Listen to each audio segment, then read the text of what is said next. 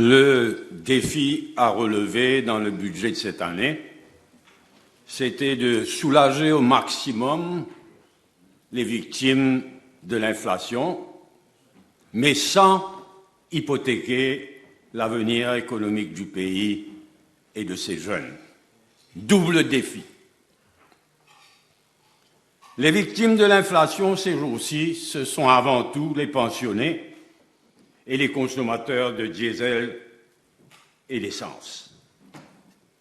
Dans le cas des pensionnés, le MSM leur avait promis 13 500 roupies par mois lors de la campagne électorale de 2019. Et les budget estimates de 2022-2023 avaient fait provision pour le paiement à partir du 1er juillet 2023 d'une pension vieillesse de 13 500 roupies par mois.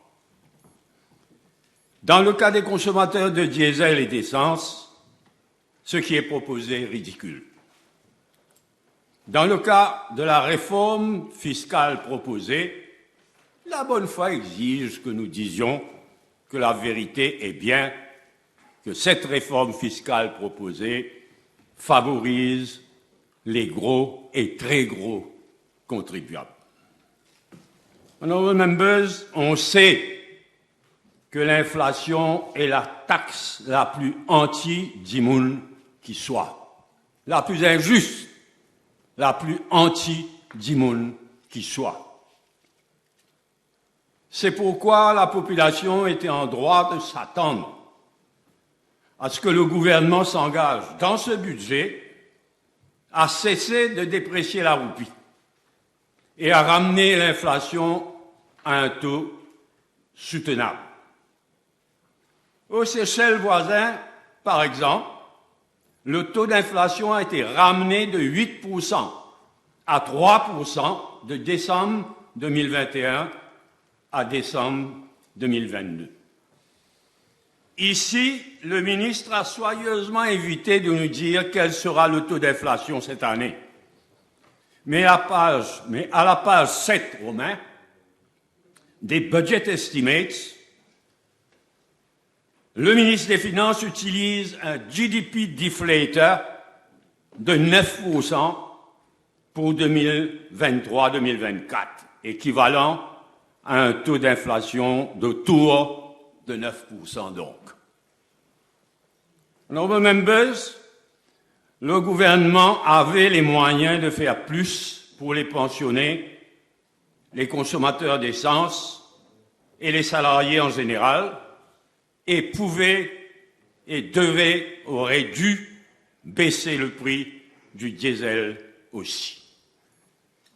Pour l'année financière 2023-2024, les budget estimates prévoient, par exemple, à la page 482, que le gouvernement récoltera 12 milliards de roupies de plus que l'année dernière à travers la seule TVA. Honorable members, en ce qui concerne l'avenir économique du pays et de sa jeunesse, afin de ne pas hypothéquer cet avenir, le gouvernement aurait dû, dans ce budget 2023-2024, s'attaquer aux problèmes fondamentaux de notre économie, qui sont, premièrement, l'inflation, dont je viens de parler. Deuxièmement, le déficit de la balance commerciale et du current account de la balance des paiements, qui ne fait qu'empirer. Troisièmement, la dette publique. Quatrièmement, le déficit budgétaire. Et cinquièmement, le gaspillage des fonds publics, la corruption et les dépenses improductives.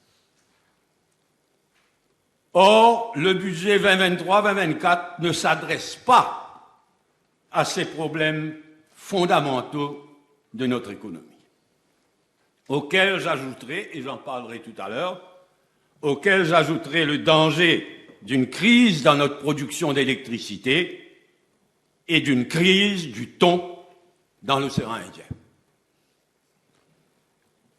Le gouvernement ne dit pas la vérité à la population. et se cache derrière ce qui a été décrit avec raison comme une illusion monétaire créée par la dépréciation et l'inflation.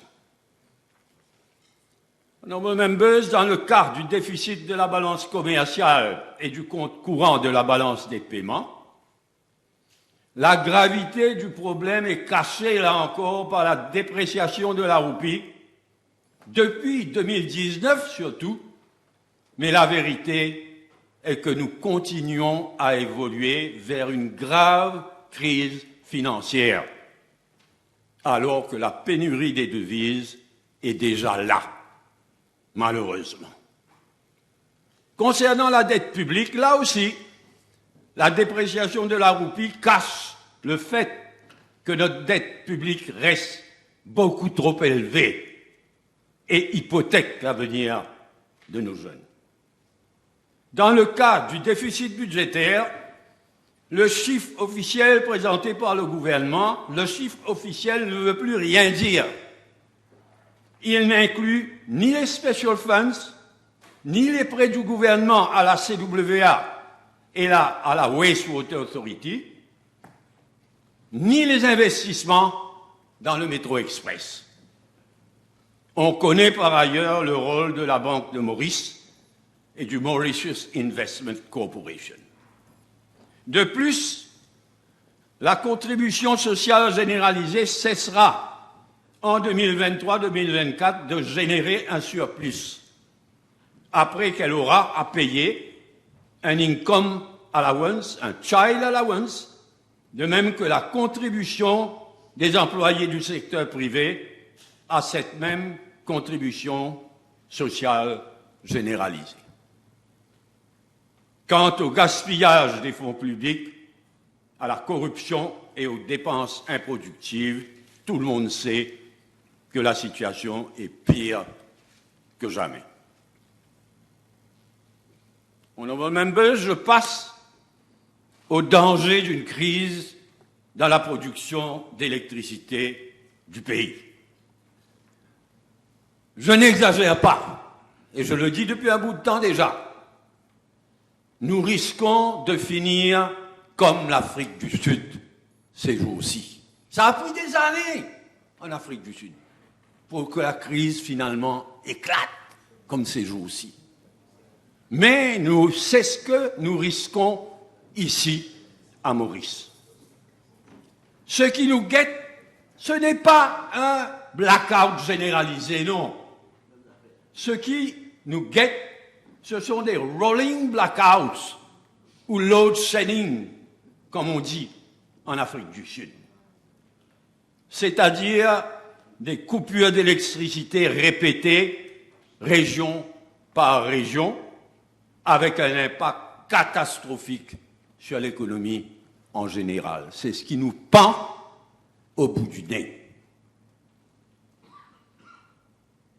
L'affaire Terra-Gène récemment a confirmé que nous ne sommes plus loin d'un manque d'électricité par rapport à la demande.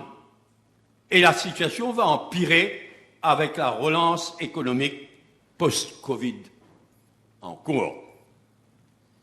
Nous sommes déjà sur la corde raide, à tel point qu'en mai 2022, et ça s'est passé presque inaperçu, nous sommes déjà sur la corde raide, à tel point qu'en mai 2022, le CEB avait émis en catastrophe un appel d'offres international pour louer un barge, un chaland équipé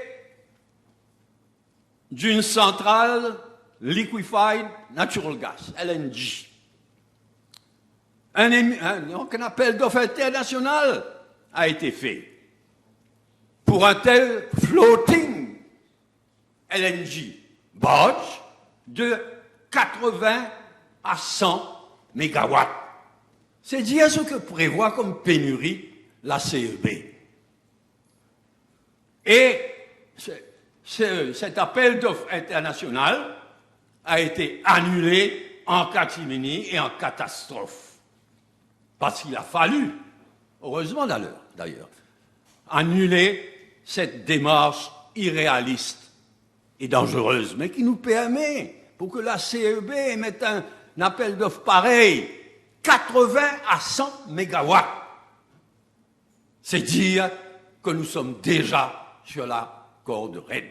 Et la relance post-Covid est en marche. De plus, près d'un tiers des machines qui produisent notre électricité ont entre 20 à 40 ans. Entre 20 et 40 ans. Et aucune nouvelle machine n'est pour le moment en chantier.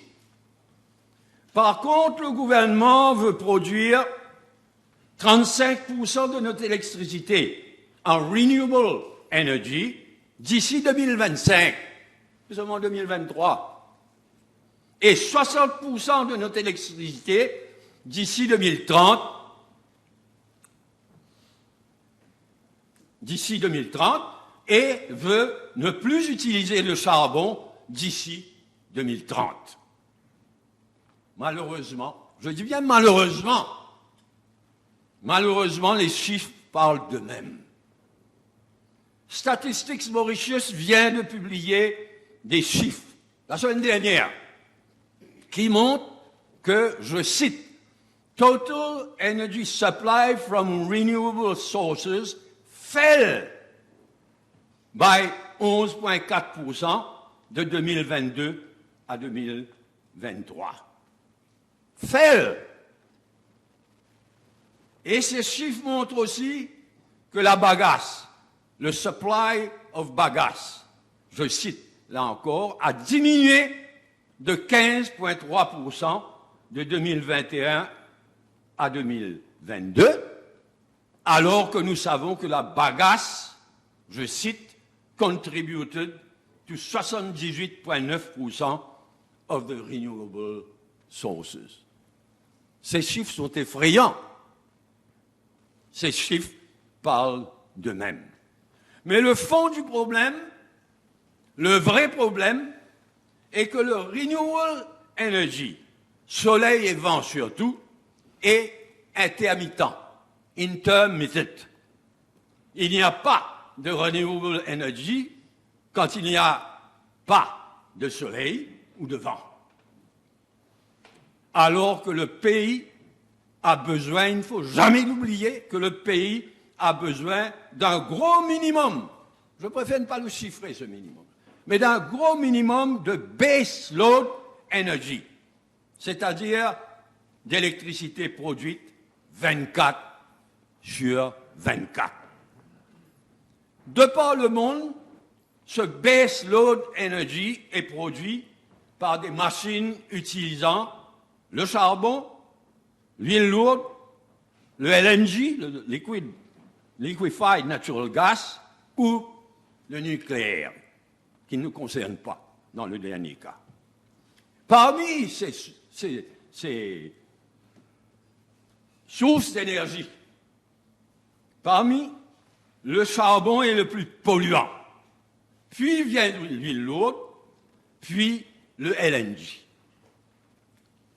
Tout le monde est d'accord qu'il faut produire autant de renewable energy que possible. Tout le monde est ou devrait être d'accord là-dessus. Et tout le monde est d'accord qu'il faut en finir dès que possible avec le charbon. Mais une transition par le LNG, ou au moins par l'huile lourde, une transition, soit le LNG, soit au pis-aller, l'huile lourde, une transition est inévitable.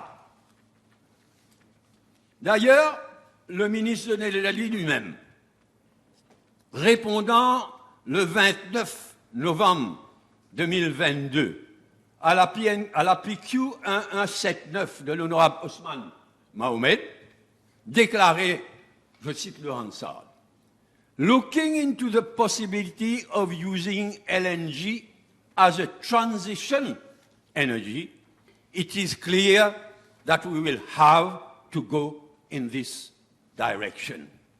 This is why Cabinet has set up a steering committee. Par ailleurs, à la page, ça c'est ce que le ministre a dit, avec raison, en réponse à une question parlementaire. Mais par ailleurs, à la page 235 des budget estimates de 2023-2024, le ministère de l'Énergie recommande, je cite, a transition towards a cleaner source of energy in electricity production with the setting up of LNG power plants. Au pluriel, s'il vous plaît. Moi, je dis qu'il faut d'urgence au moins un LNG power plant. Mais dans le document du ministère, il parle de plusieurs, au pluriel, de LNG power plants. Il est donc étonnant que ni dans le discours du budget du ministre des Finances, ni dans le discours du ministre de l'Énergie, il est donc étonnant qu'il n'y ait pas eu un mot sur le LNG plant qui est devenu inévitable. C'est plus qu'étonnant. Alors que ça prendrait au moins 3 ans pour réaliser un LNG power plant à Maurice. Et qu'on a déjà perdu beaucoup de temps. Depuis 2013, quand le ministre de l'Énergie d'alors avait proposé un Combined Cycle LNG Power Plant, qui coûtera maintenant beaucoup, beaucoup plus cher. C'est pourquoi je dis il n'y a plus de temps à perdre si nous voulons éviter le sort de l'Afrique du Sud dans quelques années seulement. Honorable members, on arrive à la crise du thon dans l'océan Indien qui nous menace déjà. L'industrie de la mise en boîte du thon dans des usines à Maurice emploie 5 000 à 6 000 personnes. Et nos exportations de thon en boîte représentent autour de 20% des exportations totales du pays. Il n'y a pas, malheureusement, mais il faut regarder la vérité en face là aussi, il n'y a pas de thon en quantité industrielle dans notre zone économique, dans la zone économique de Maurice. Ce qui fait que nous importons tout le thon que nos usines mettent en boîte, nous importons tout ce thon des bateaux de pêche de l'Union européenne, France et Espagne surtout, bateaux de pêche de l'Union européenne, battant pavillon de l'Union européenne, mais battant aussi pavillon de l'île Maurice et des Seychelles. Or, il y a surpêche terrible du thon dans l'océan Indien. Il y a surexploitation du thon dans l'océan Indien.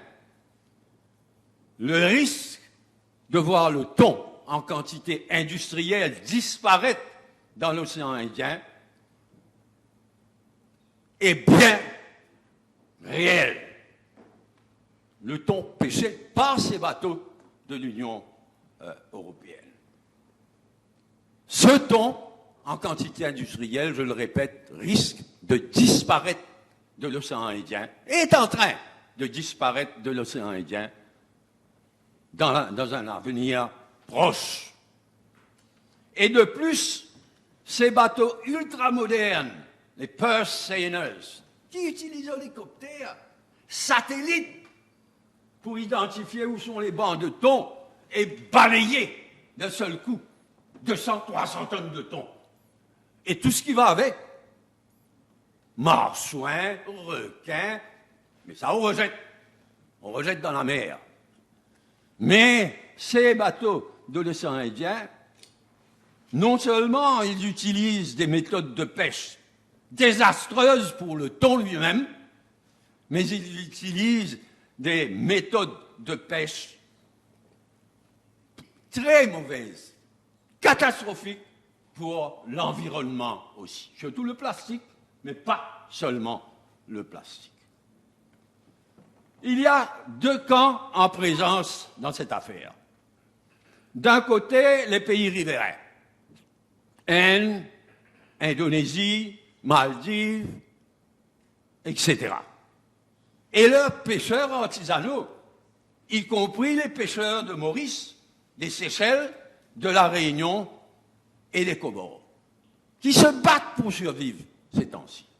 Il y a d'un côté donc les pays riverains et leurs pêcheurs, et de l'autre côté, il y a l'Union européenne.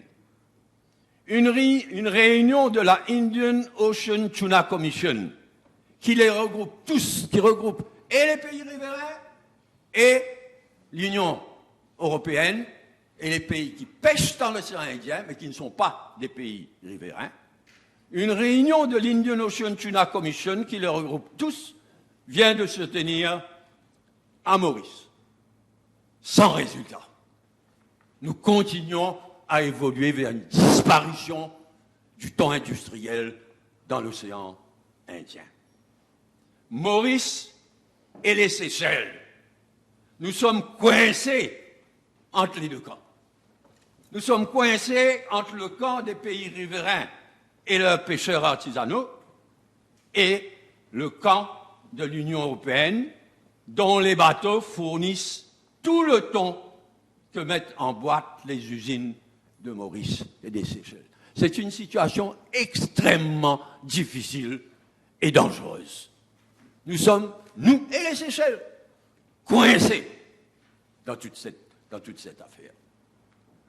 Si les choses continuent comme actuellement, il n'y aura plus de thon en quantité industrielle, loin de là, dans l'océan Indien, dans quelques années. Et je le disais plus tôt, nous parlons de 5 000 à 6 000 emplois. Nous parlons de 20% des exportations du pays. Et le danger qui nous pend au bout du nez, comme dans le cas de l'électricité, c'est que dans quelques années, il n'y ait plus de thon en quantité industrielle dans l'océan Indien. Je trouve donc étonnant qu'il n'y ait pas eu un mot, là aussi, sur tout cela dans le budget 2023-2024. Maurice doit agir. Maurice doit agir avec les Seychelles et les Maldives avant tout.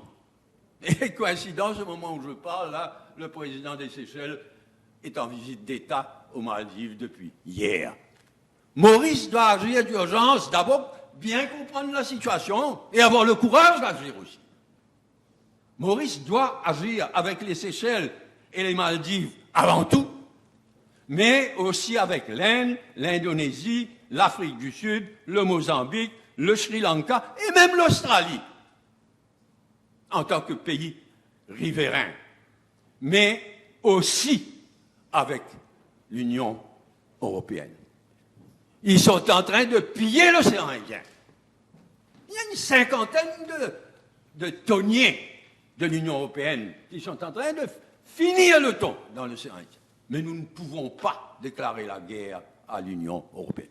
Pour moi, c'est un des secteurs où l'Union européenne a vraiment à se faire pardonner. A vraiment cessé ses passes. Mais nous devons leur parler, eux aussi. Nous devons travailler avec eux aussi, l'Union européenne, pour empêcher la catastrophe qui se profile à l'horizon.